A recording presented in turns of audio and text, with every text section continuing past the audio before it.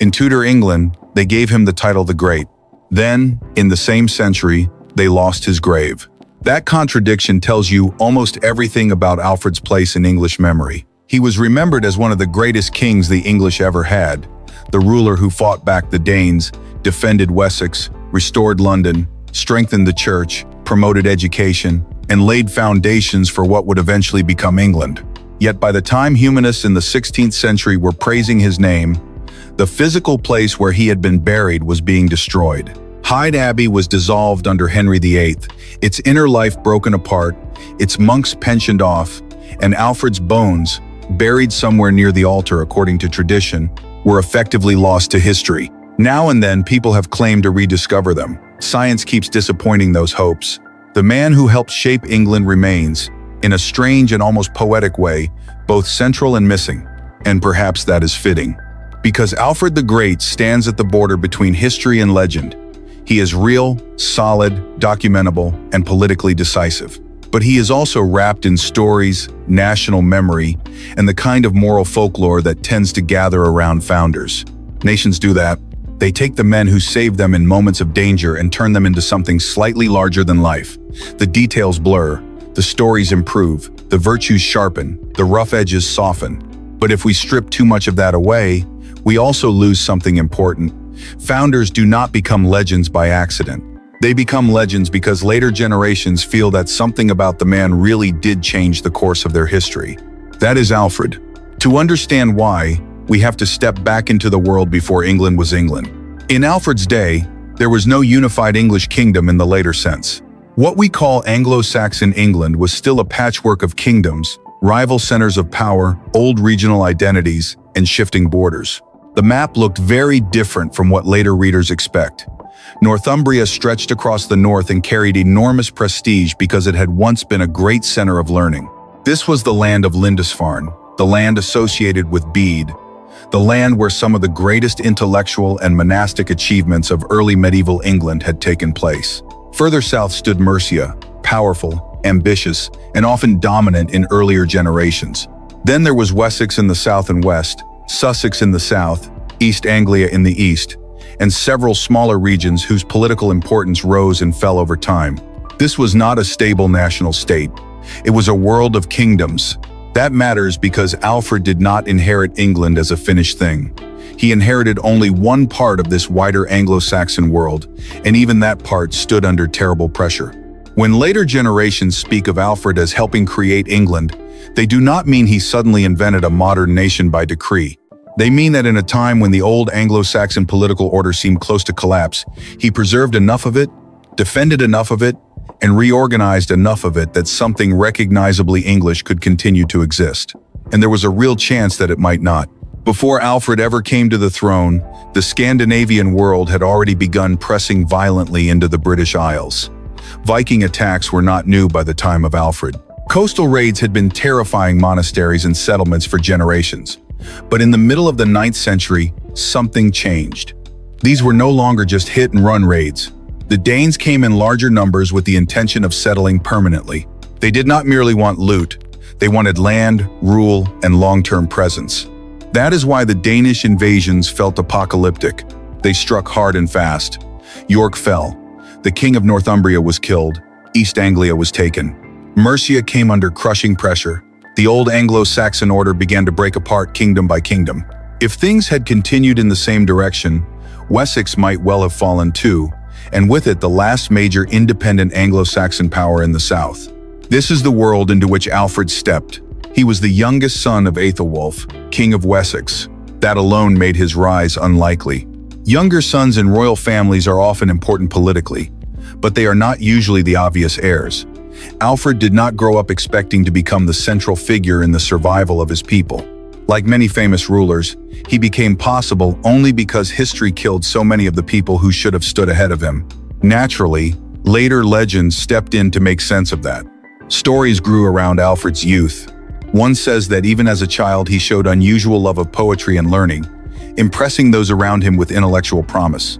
Another claims that he traveled to Rome and was somehow honored by the Pope in a way that later ages could interpret almost as a kind of early recognition of kingship. Whether or not the details are true in the dramatic form later told, the meaning of the stories is clear.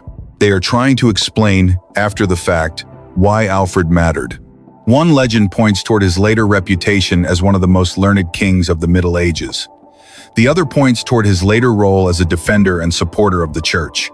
And on both counts, the legends contain at least a kernel of truth, because Alfred really was unusually learned for a king, and he really did become a major supporter of Christian learning and ecclesiastical life in his realm. But none of that mattered if Wessex could not survive. In the year 871, after the deaths of his brothers, Alfred became king of Wessex. It was not an enviable inheritance. He did not receive a peaceful and expanding kingdom. He received a battered frontier state facing one of the greatest military threats in its history. The Danes had already destroyed or broken much of the Anglo-Saxon political world. Alfred's first instinct, perhaps wisely, was not reckless revenge. He attempted peace. A treaty was made. It did not last. Within only a few years, war returned. The Viking threat remained real, organized, and relentless. The transcript associates this renewed danger with Ivar the Boneless, one of the most famous and ominous names in Viking memory. Whether that nickname referred to extraordinary flexibility, physical peculiarity, or some later legendary embellishment, it captured exactly the sort of half-historical, half-mythic atmosphere surrounding the Scandinavian leaders who terrified Christian Britain. And, in the face of that force, Alfred came very near to total ruin. At one critical moment, the Danes launched a devastating surprise assault. Alfred's forces were shattered. His kingdom seemed close to destruction. The story that follows has become one of the most famous in all English memory. Alfred fled into the marshes, probably in the Somerset region, and hid among difficult ground while he tried to survive, regroup, and think. Out of that dark moment comes the legend of the burned cakes. According to the story, Alfred was taken in by a peasant household who did not know his true identity. One day, the woman of the house asked him to watch cakes baking near the hearth while she went about her work. Alfred, distracted by thoughts of war, plans, and the ruin of his kingdom, let them burn. When she returned, she scolded him sharply for his carelessness. And Alfred, though king, accepted the rebuke in silence rather than revealing his rank and lashing out. Now, historians naturally question details like this. That is appropriate. The story probably comes from later biography and bears all the marks of moral legend. But that does not make it meaningless. In fact, its meaning is obvious. It is not really about baked goods, it is about character. The story exists because English memory wanted to preserve a certain image of Alfred, not only brave, but humble. Not only royal, but willing to receive correction. Not only strategic, but human. That is often how national memory works. The literal event may be uncertain, but the moral truth being attached to the man expresses something later generations believed about him. Alfred mattered because he was remembered not as a tyrant saved by luck, but as a ruler whose dignity was joined with humility. And then came his great turning point. In the year 878, Alfred gathered his strength and met the Danes at the Battle of Edington. This was not merely another skirmish. It was the battle on which the future of Wessex and perhaps the future of England hung. Alfred won. More than that, he won decisively enough that the Danes were forced into a settlement. That settlement changed everything. Two features of it matter especially. First, the Danish leader accepted Christian baptism. This was no small symbolic detail. It meant that Alfred's victory was not merely military, it was civilizational and religious. The Danes were not simply driven off as pagan outsiders. They were compelled to enter, at least formally, into the Christian world of Anglo-Saxon order. Over time, the Danish settlements in England would indeed become Christian, and in religious terms far less alien than they had first appeared. Second, the treaty established what later came to be called the Danelaw. This is not just a legal phrase. It names a region, a zone of settlement and authority. Broadly speaking, the Danes retained power in the north and east, while Alfred's Wessex dominated the south and west. England was not unified, but a line had been drawn. The Danes would remain, Wessex would survive, and between those two facts, a new kind of future opened. That future was not simply a return to the old order. Alfred did not turn the clock back and restore the world before the Vikings. The Scandinavian presence in England would have long-term effects too deep to erase. Language changed, culture changed, people intermarried. Words entered English from Old Norse, including some of the most ordinary and familiar words later speakers would take for granted.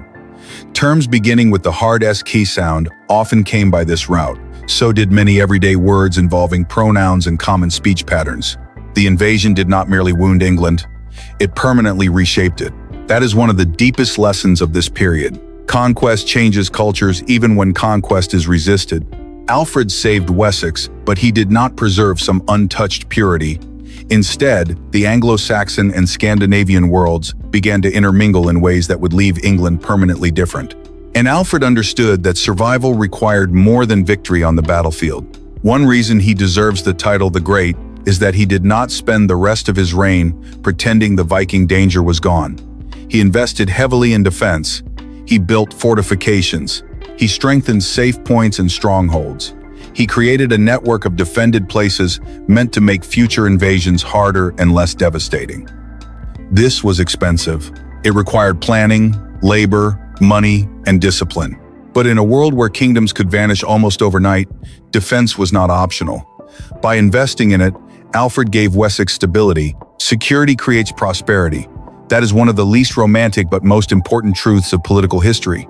People can farm, trade, build, worship, and educate their children only when they believe tomorrow will still exist. Alfred's defensive program helped create that sense of continuity. Yet if that were all he had done, he might still have been remembered as a successful war king rather than as one of the most important rulers in English history. His deeper legacy lies elsewhere too, in learning, law, and the shaping of culture. Alfred was unusually literate for a medieval king. Unlike rulers who admired learning from a distance, he seems truly to have loved it. He knew Latin, and he cared deeply about the condition of education in his kingdom. He was painfully aware that learning had declined under the pressures of war and instability. Clergy were less educated than they should have been. Books were harder to access. Latin literacy, essential for contact with the great intellectual inheritance of Christian civilization, had weakened. Alfred's response was not passive regret. He acted. He supported education rooted not only in Latin but also in the vernacular, the language of his people. This was one of his most forward-looking instincts. He understood that if wisdom remained locked in a language inaccessible to many, then a kingdom in crisis would remain intellectually crippled. So he either oversaw or personally contributed to the translation of major works into Old English, the language we often call Anglo-Saxon. Among these was Boethius's Consolation of Philosophy, one of the most important texts of the medieval world. This matters enormously. Alfred was not merely saving books. He was widening access to civilization. He was helping ensure that knowledge could survive not only in monasteries and elite circles, but in a language closer to the life of his people. In that sense, he was not just a warrior king. He was a cultural restorer. And then there is law. One of the greatest achievements associated with Alfred is the codification of legal material, often remembered through the so-called Doom Book. Here we should be careful with modern assumptions. This was not a modern constitution in the later liberal sense, but it was immensely important all the same. A ruler who writes laws down and organizes legal custom into a more stable and referable form is doing something transformative. Law becomes less purely the momentary will of the ruler and more a shared framework that can be known, cited, transmitted, and amended. That is a major civilizational step. Once law is written, it gains continuity. It can be applied more broadly. It can outlast the mood of the day. It can become part of the identity of a people rather than merely the temper of a monarch. Alfred's legal work therefore mattered not only in his own reign, but in the long development of English law and political culture. It helped move Anglo-Saxon society toward a more self-conscious legal order. And all of this stood under the wider umbrella of Alfred's support for the church. Many medieval rulers supported the church because doing so strengthened their own legitimacy. That was certainly part of the political logic of the age. The church conferred spiritual dignity on kingship, and kings protected ecclesiastical institutions in return.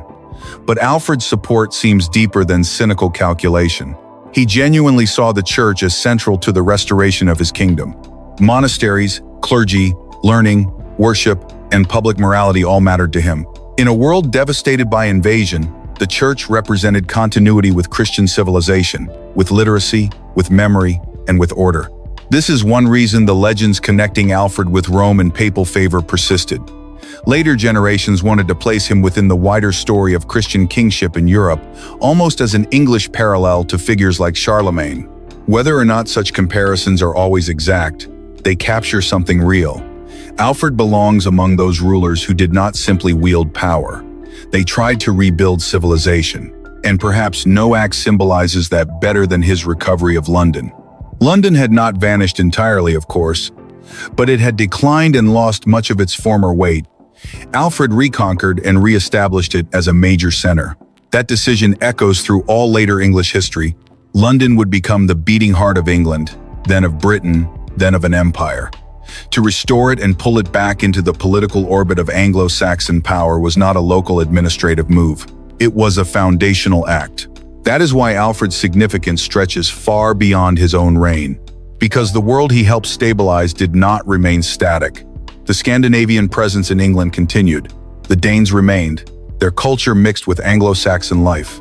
Over generations, Scandinavian peoples also became intertwined with the Norman world across the Channel. Figures like Harold Bluetooth belong to this wider story of northern political and cultural integration, and even modern memory preserves his name in the strangest ways. The technology called Bluetooth was named after him because of the idea of connecting many different things under one framework, much as Harold ruled across different regions and peoples. These northern entanglements mattered because the Normans themselves were, in origin, Viking settlers who had become transformed through settlement in what became Normandy. Over time, they shed much of their older Scandinavian identity and adopted French language and culture. Yet their deeper roots still linked them back into the same northern world that had once crashed into Anglo-Saxon England. And this is where Alfred's story opens into the larger destiny of England. After Alfred's age, Anglo-Saxon rule continued, but over the long run it weakened. By the year 1066, the death of the English king triggered a succession crisis. Out of that crisis came William of Normandy, later known as William the Conqueror. He invaded, won at Hastings, and took the English crown. That event did not erase Alfred's legacy. In a sense, it proved how important the world Alfred had preserved really was. Because by preserving Wessex, defending Anglo-Saxon England, restoring London, shaping law, and strengthening Christian kingship, Alfred had helped ensure that there would still be an English political inheritance worth conquering. The Normans did not land in a void. They landed in a kingdom that centuries of struggle, reform, and survival had helped create. And with the Norman conquest, England's orbit shifted decisively away from the Scandinavian world and deeper into the French world. Language changed again. French vocabulary flooded English. Dynastic conflicts between English and French rulers became defining features of medieval history. The long story of England and France, including later conflicts like the 100 Years' War, has roots that stretch back through the Normans, through Scandinavian settlement, and through the Anglo-Saxon world Alfred struggled to preserve. So how should we finally understand Alfred? Not as a flawless legend who walked untouched through myth, not as a mere warrior, not as a local ruler whose importance later generations exaggerated for patriotic reasons, and not as a modern nation builder in a simplistic sense. He was something more interesting. He was the king who ruled when collapse seemed possible and survival seemed uncertain. He fought when Wessex might have vanished. He negotiated when needed, then struck decisively when the moment came. He accepted that the Danes could not simply be erased, and instead built a world strong enough to live beside them. He fortified his kingdom, educated his people, supported the church, wrote law, translated learning, and restored a city that would become central to English life. That combination is rare. Plenty of rulers win battles, plenty of rulers sponsor churches, plenty of rulers make laws. Very few do all of it at the moment when a civilization is trembling. That is why Alfred, and not so many others, became Alfred the Great. And that is why it is strangely fitting that his bones are lost. Because even without them, his imprint remains everywhere. It remains in the memory of resistance against the Danes. It remains in the legal and educational traditions he helped strengthen. It remains in London's restored importance. It remains in the very survival of an Anglo-Saxon political world that later ages could transform, conquer, inherit, and yet never entirely forget. In the end, Alfred matters not only because he saved a kingdom, he matters because he helped make possible the long, turbulent, violent, brilliant history that would become England.